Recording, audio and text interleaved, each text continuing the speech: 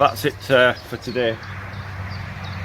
Most of it's the inside joints are all done, and the final top plate to bring it up to 200 is virtually complete around the outside, and most of the inside.